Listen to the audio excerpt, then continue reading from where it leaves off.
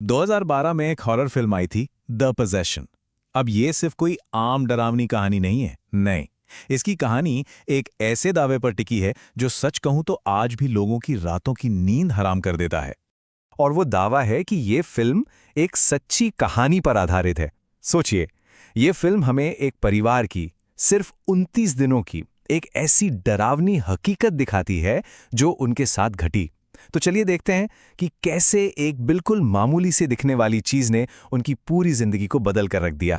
तो इस कहानी में हम कहां से शुरू करेंगे?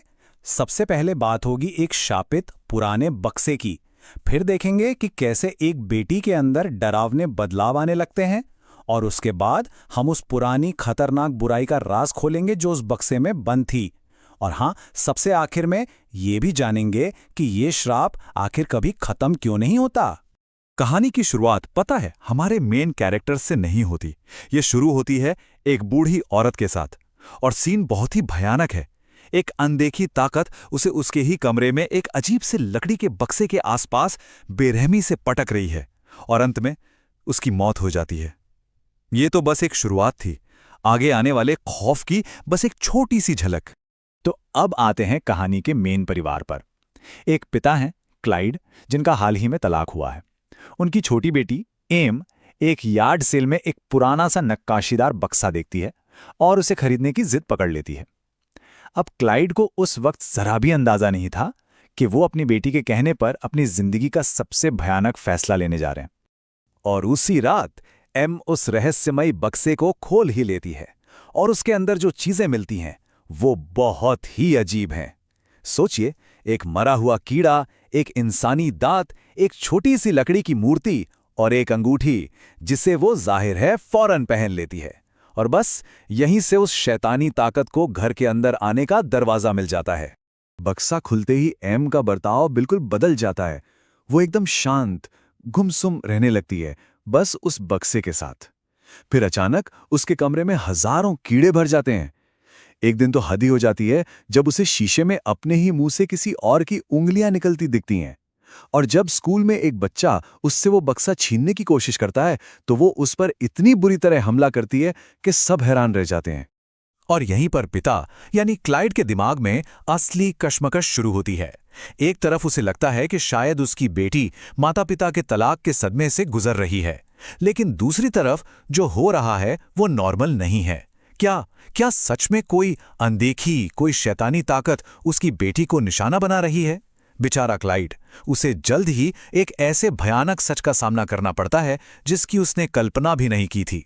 अब क्लाइड बिल्कुल बेबस महसूस कर रहा था। वो जवाब ढूंढने के लिए उस बक्से को एक प्रोफेसर के पास ले जाता है। प्रोफेसर उस पर लिखी हुई भाषा को पहचान लेता है। वो हिब्रू थी। और फिर वो जो बताता है उसे सुनकर क्लाइड के तो पैरों तले जमीन ही खिसक जाती है। प्रोफेसर कहता है, ये कोई मामूली एंटीक बक्सा नहीं है, ये एक जेल है। हाँ, एक जेल। प्रोफेसर बताता है कि इसे डिबुक बॉक्स कहते हैं।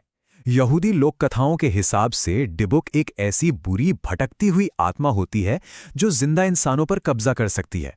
और ये बक्सा ऐसी ही एक खतरनाक आत्मा को कैद करने के लिए बनाया गया था। प्रोफेसर क्लाइड को साफ साफ चेतावनी देता है कि इसे किसी भी हालत में खोलना मत।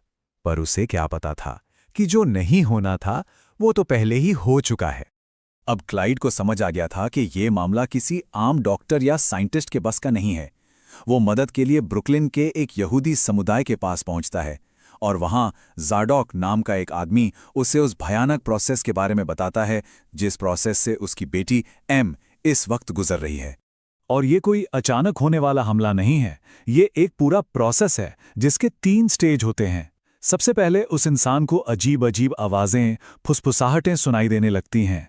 दूसरा स्टेज, वो आत्मा उसे सबसे अलग थलग कर देती है, दोस्तों से, परिवार से, ताकि वो बिल्कुल अकेली और कमजोर पड़ जाए। और तीसरा और आखिरी स्टेज, पूरी तरह से कब्जा। आत्मा उस इंसान के शरीर और आत्मा को पूरी तरह निगल जाती है और आखिर में उसकी मौत हो जाती है। तो सवाल यह है कि अब किया क्या जाए? ज़ाडोक बताता है कि इस शैतानी आत्मा को हराने का बस एक ही तरीका है, और वो है उसका असली नाम पता करना, क्योंकि उसके नाम में ही असली ताकत छिपी है। अगर नाम पता चल गया तो उसे हुक्म देकर वापस उसी बक्से में कैद किया जा सकता है।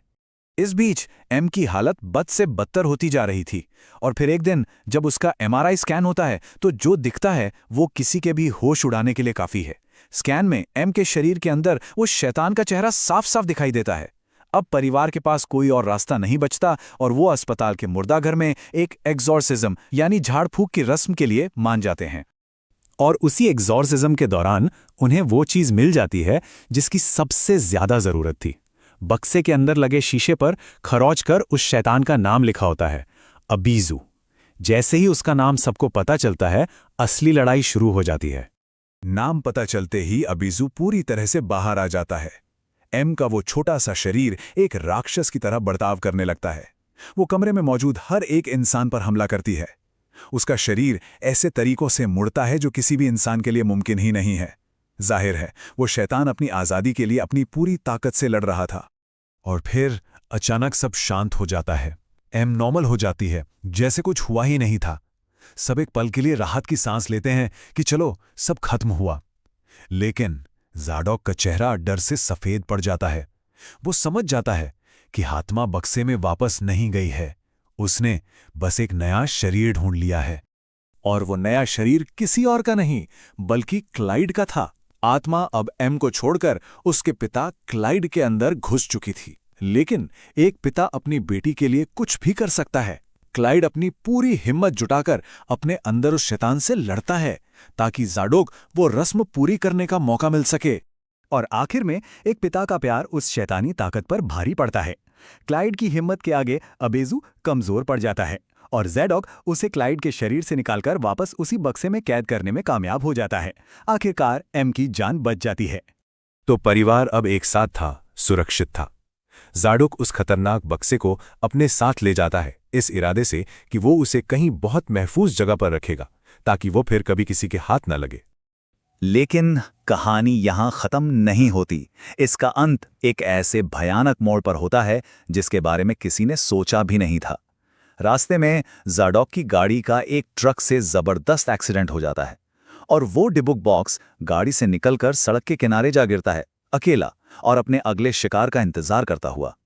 मतलब ये श्राप कभी खत्म ही नहीं होता। और यहीं पे ये फिल्मी कहानी असल जिंदगी से आकर जुड़ जाती है। याद है मैंने शुरू में कहा था कि ये एक सच्ची घटना पर आधारित है। तो ये फिल्म केविन मैनिस नाम के एक आदमी के तजुर्बे पर बनी है, जिसने सच में इस डिबुक बॉक्स को खरीदा था और उसके बाद उसके साथ कई डरावनी घटनाएं हुईं। ये एक ऐसी मॉडर्न कहानी बन चुकी है जो आज भी लोगों को डराती है। तो डिबुक बॉक्स की ये कहानी, चाहे हम इसे फिल्म में देखें या असल जिंदगी की माने, ये हमें एक बहुत ही परेशान करने वाले सवाल के साथ छोड़ जाती है। सवाल ये है कि अगर कोई बेजान चीज अपने अंदर एक कहानी समेट कर रख सकती है, तो क्या वो अपने अंदर कुछ और भी, कुछ ज्यादा खतरनाक, कुछ ज्यादा शैतानी भी कैद कर सकती है?